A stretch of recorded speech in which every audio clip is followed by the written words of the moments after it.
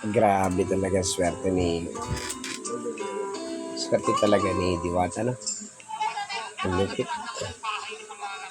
Nabigyan na ng bahay, nabigyan pa ng pera. Uy, yan, ang laki ng swerte ng taon to. Masipag kasi siya, tsaka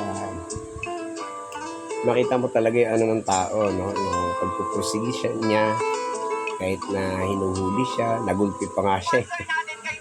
Talagang lahat ng binababa, inaangat ng Diyos. Ano? Kasinsadong tao na to si Diwata. Pero, pinapipili pa ng mga parapol na milyon-milyon. Kakaiba. Talagang nilalapitan siya ng grasya dahil pagka nilapitan siya ng grasya, yung lumapit sa kanya, mas triple, fourthly, 5 ulit pang darating, dodoble yung grasya na. Siyempre, sikat ko si Diwata sa social media. Marami susubaybay, manunood. Kaya parang kung gusto kong puntahan.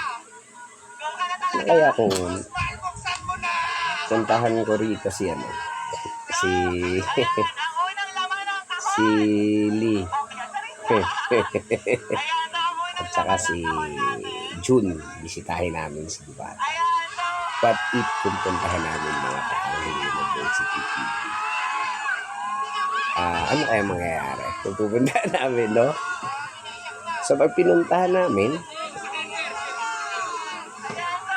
siguradong mag-i-interview ako sa amin. Interview natin si Diwata. Papaunlakan kaya tayo ni Diwata. Siyempre, tayo, tayo, mga maliliit na vloggers. Maliliit lang tayo na, siyempre. Pero, pagka si Diwata kaya ang ating i-interviewin, marami kayo manonood sa Anghel University TV. Kasi, ang Diwata malakas ang hati.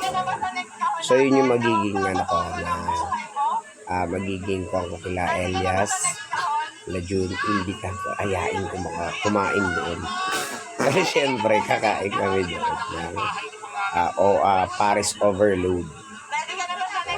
300 or 150. 450. Yan. Siyempre, dapat may pera may kasama ko kasi lilibarin nila ako. Sige. Galing ni Diwata. Wow. Giri, 1,000,000 binigay pa sa kanya. Ang lupit talaga ni Diwata. Kakaiba. Mapapasana all ka na lang, no? Kasi kung sa akin yan yung 1,000,000 na yan, malaking bagay sa akin yun. Kasi syempre, pwede ko nang gamitin din business yan. No? Sa kanya talaga napakaswerte ni Diwata. Kaya syempre, bilang vlogger din, humahanga sa kanya, sa dedikasyon niya, sa kanyang negosyo, at saka sa mga taong tinutulungan niya, no? Kasi meron siyang instinct na na kailangan makatulong siya sa kapwa niya. So yun talaga yung pinakamaganda sa kanya dahil sa kalooban niya talaga tumulong. Yung pagtulong nandun.